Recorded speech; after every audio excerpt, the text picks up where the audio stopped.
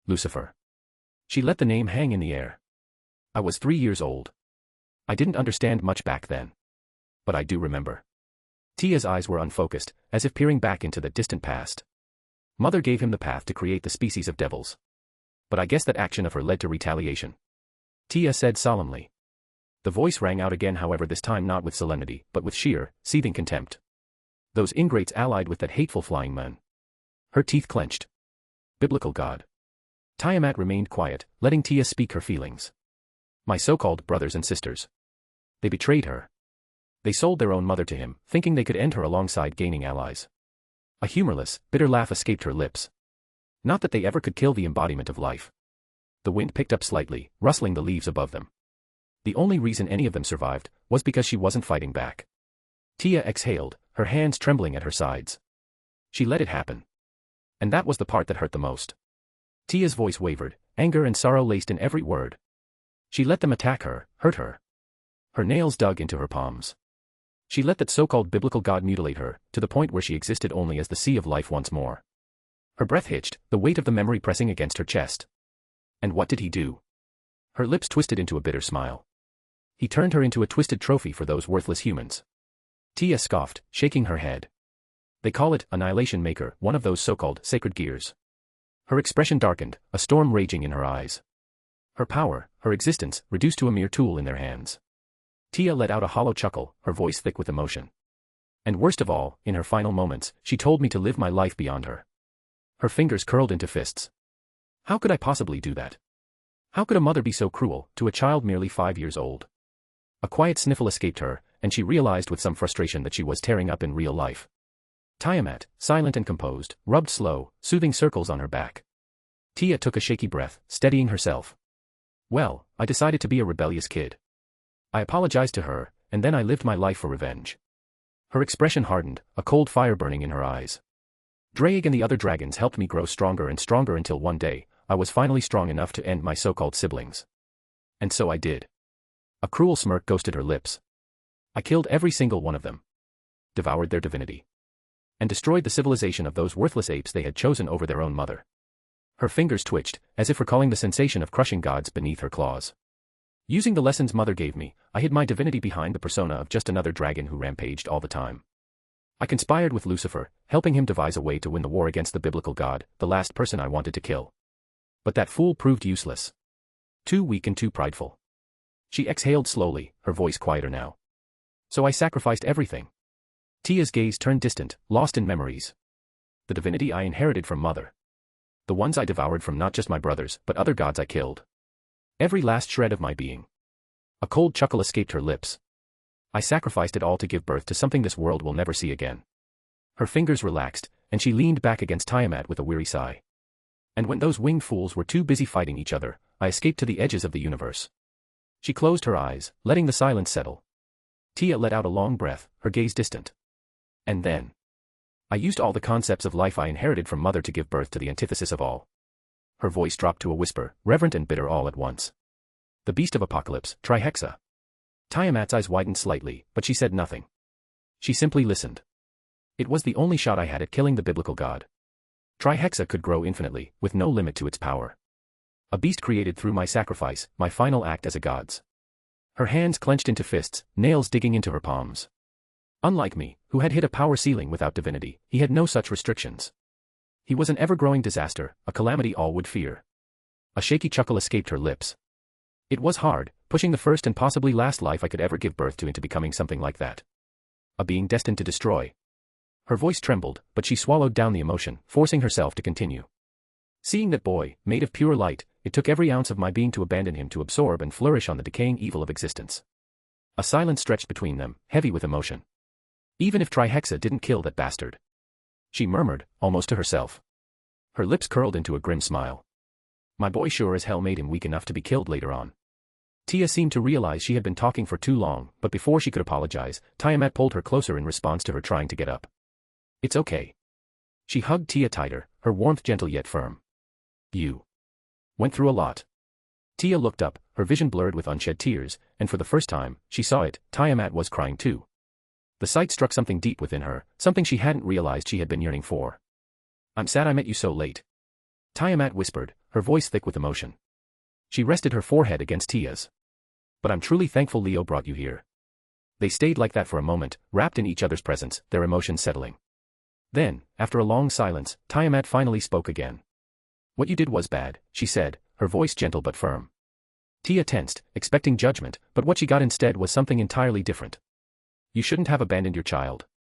When I get to your world, we'll work together to heal that boy and give him the proper love he deserves. Tia's breath hitched.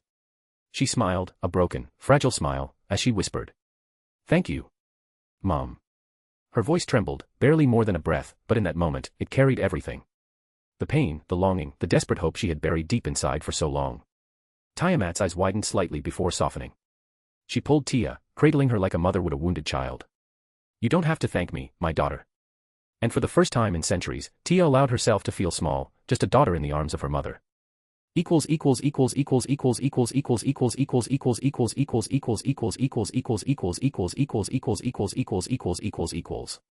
Stones and reviews please. Chapter 22, Angry.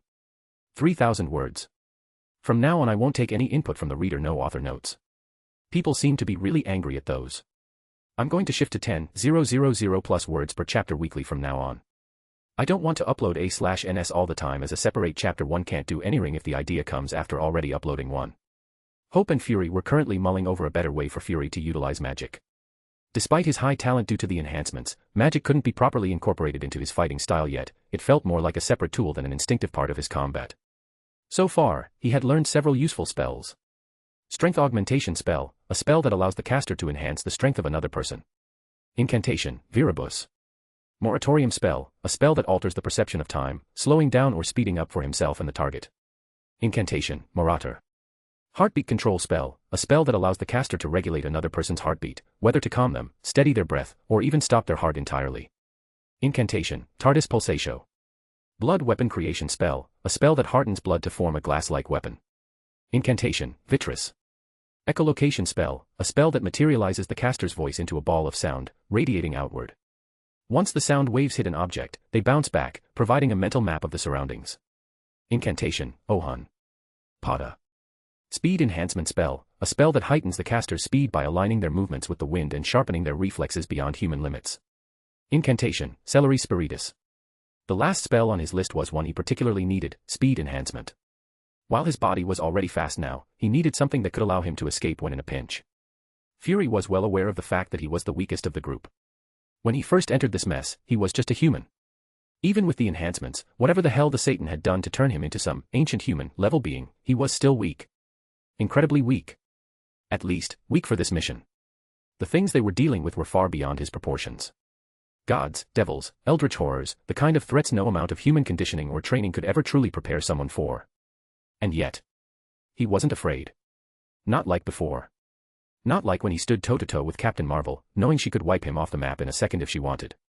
Not like when he faced the Skrulls, constantly second-guessing reality itself. This was different.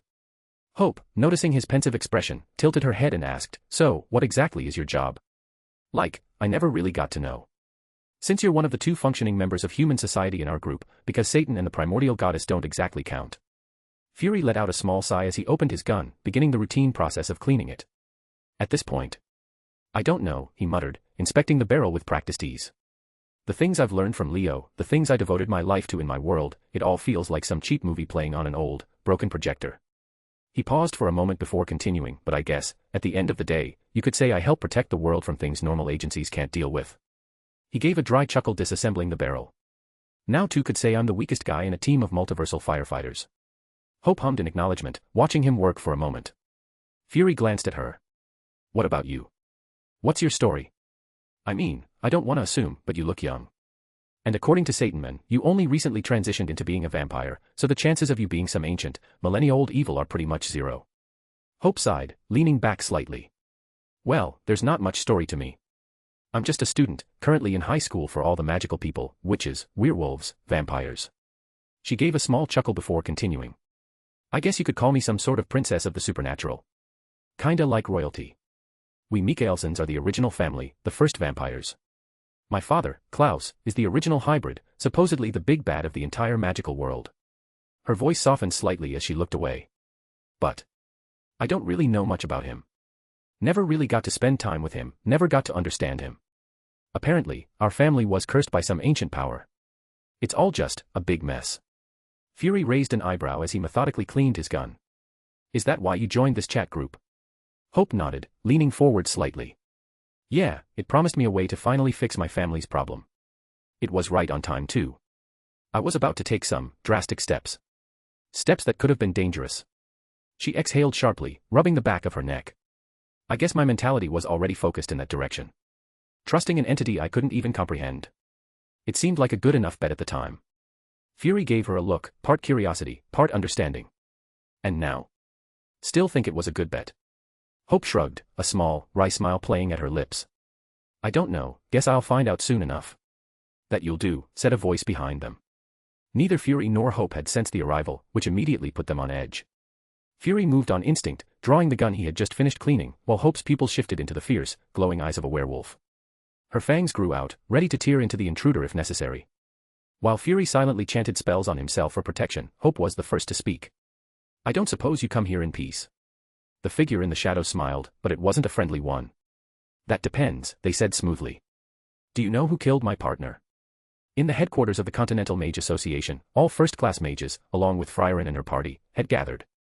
Ciri sat with a serious expression, her piercing gaze scanning the room as she spoke. That's the gist of what I have come to understand, she said. Lernan, usually composed, looked like he had seen better days. His face twisted as he mentally wrestled with the sheer weight of the information he had just heard. What is the next course of action, he finally asked, his voice laced with tension. Ciri hesitated, her fingers tightening over the edge of the table. Truthfully, I don't know. She exhaled, shaking her head. I think only the goddess could possibly match that being. She suddenly froze mid-sentence. Her eyes widened, and an unfamiliar expression flickered across her face, panic. A calm voice interrupted the tension. Oh, hello there. You finally sensed me, good job. Eisen waved casually, a small smile on his lips. The mages reacted instantly. Almost as one, they sprang to their feet, their magic flaring as they shifted into attacking positions. Eisen remained unfazed and continued, we have some things to discuss. I don't suppose you'll introduce yourself? Fury asked, his gun steady as he eyed the men standing nonchalantly before them. The men smirked. No, I don't think I will. Fury barely reacted, only shifting his eyes slightly to the side in a silent signal to Hope Srill pointing his gun at the men. She caught on immediately, her stance adjusting ever so subtly. The men raised a single finger, and red energy began gathering at its tip, crackling with power.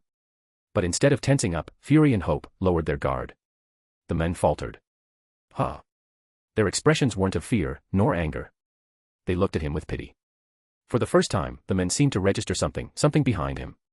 His body tensed, the energy at his fingertip flickering as a sudden realization crept up his spine. The men turned around, eyes narrowing as he saw it, a massive crack in space forming behind him, stretching into the void beyond and a golden planet visible. Before he could react further, pure bands of mana, numbering in the thousands, surged from the rift and wrapped around his body, dragging him backward. Yet, despite the overwhelming force binding him, he didn't appear fazed. Instead, he scoffed, his sharp gaze flicking back to Fury and Hope as he resisted the pull with sheer strength. Your pity is grating on me, he muttered. Fury, unfazed, let out a dry chuckle as he adjusted his grip on his gun. Trust me, you are the most pitiable motherfucker to me right now. The man's eyes twitched at the words, irritation flashing across his face. His pride demanded action. Without hesitation, he launched an attack meant to annihilate Fury in an instant. But his pride had blinded him to another presence. A pink-colored multilayered magic barrier shimmered into existence, intercepting the attack. At first, it seemed futile, the sheer force behind the blast warped reality, causing the air to distort. But then, the attack twisted midair, transforming into strange, otherworldly fauna, blooming unnaturally as if the laws of nature had rewritten themselves. Before the men could process what had just happened, a deafening screech-like roar echoed through the battlefield. His gaze snapped upward just in time to see a towering figure descending upon him, a blue-haired, horned woman, her cross eyes blazing with fury. It was Tiamat. Her form cut through the air like a meteor, her heel aimed directly for his skull. Tiamat's leg flared with magic, a pinkish aura igniting around it. As she descended, a sudden burst of mana accelerated her midair, propelling her toward her target at blinding speed. The man barely had time to widen his eyes before. Crack! Her foot tore through him, and with a sickening sound, his body was split in two. Blood and viscera sprayed into the air, suspended for a brief moment before gravity reclaimed them. His severed halves twisted in freefall, his face destroyed upon impact alongside all of his organs that turned to mush. Tiamat landed with a thunderous impact, the very ground beneath her shattering from the force. The minced flesh twitched violently. Shreds of muscle and bone reeled toward each other, strands of sinew knitting together at an alarming rate. But before the body could fully reconstruct, the bands of magic had already completed their task, dragging the men into the spatial crack. Tiamat did not let up. Her gaze was cold as she clasped her hands together, mana surging like a tidal wave. The air trembled, the weight of her power distorting space. She muttered 2 words. Niga Genesis. A cuboidal bounded field, denser, smaller, and sharper than her usual application, formed instantly, bridging the space between her and the man. A scream tore through reality as the man's existence was denied. Niga Genesis was a curse upon history itself, a rejection of the very concept of proper human origin. His body convulsed violently, his form twisting and breaking, his very being unraveling as the law of beginning was stripped away. But then, he resisted. Like Hikaru before him, his body began to mutate, writhing unnaturally as grotesque tentacles sprouted from his flesh, distorting his visage. His limbs twisted beyond human proportions, and with a crack, the bands of magic shattered, his existence no longer bound by conventional means. Tiamat's eyes darkened, her lips curling in anger. She had enough. She was not in the mood for this. Her daughter's pain had made her quite angry. Her patience was running a bit dry. She refused to let another blight walk unpunished. And so, for the first time in her existence, Tiamat did something she had never done before. She accessed her own origin. It was something she had never thought necessary. A truth she had never needed to wield. For Tiamat, the very beginning of her existence, her origin, was simple. Origin. Nothing more. Nothing less. The primordial mother of all things. The true genesis from which life flowed. She had always been, and therefore, she had never needed to fight. She never actually fought, ever. Conflict, war, destruction, these were things born from her children, not from herself. But now, for the first time, she reached into herself. She reached into her own existence. And from it, she took what was hers. Her voice boomed, echoing across the warped battlefield. Enki. The world itself shuddered. EA. Something broke. Unfilial descendant of mine. At that moment in Nasuverse, deep in the reverse side of the world, where the gods of proper human history lived, Enki screamed. His body convulsed, splitting apart at the seams. Something within him was being ripped away. No. Something was being taken back. Tiamat's voice roared through existence itself. Enki's form cracked, divine essence rupturing as his origin of magic was being torn from his soul. You, who claimed wisdom yet denied. The mother, who bore you. His form peeled away, his divinity unraveling as Tiamat's claim over him became absolute. This was possible because she was no divine spirit. She was not some replicated shade from the throne of heroes. She was not a copy, not a manifested legend bound by summoning rules or vessels. This was Tiamat. The Tiamat. The one that was born in the Jurassic era's start. And she had decided that her child's power was no longer his to keep. Your divinity is mine, to take. The force dragging him apart intensified. Enki roared, his body failing to hold itself together, his mind breaking as his very foundation was rewritten. Tiamat did not care. She did not ask. She demanded. And EA answered. An absolute understanding surged through her, the essence of wisdom, the knowledge of magic. Tiamat wasn't done or satisfied. With a wave of her hand, a vast network of golden geometric symbols appeared in the air, etching themselves into reality. It was an action that should have been impossible for her previously, but now, with magic as a concept being completely strong-armed into her usage. She did something that no one, not even the greatest mages of humanity, could ever dream of attempt. She installed something into Magnus, an editing tool. Made by true magic as the humans called it, a whole lot of true magic used at once. Tiamat forcefully wielded what humanity called the pinnacle of mystery, drawing upon portions of the first, third, and fourth magics to establish a direct conduit between Magnus' existence and her authority. The first magic allowed the materialization of true ether, allowed her to crete fuel for this endeavor. The third magic, the materialization of the soul, let her grasp his soul. The fourth magic, the materialization of information, allowed her to transform his existence into an equation. At that moment, Magnus became a variable. A thing no longer set in stone, but an equation that could be rewritten. Tiamat tilted her head, her eyes glowing with absolute dominance. Your existence is an error, in my sight, she said softly. And then, she activated parts of the second and fifth magics. The second magic, which governed parallel worlds, allowed her to move what should not be moved.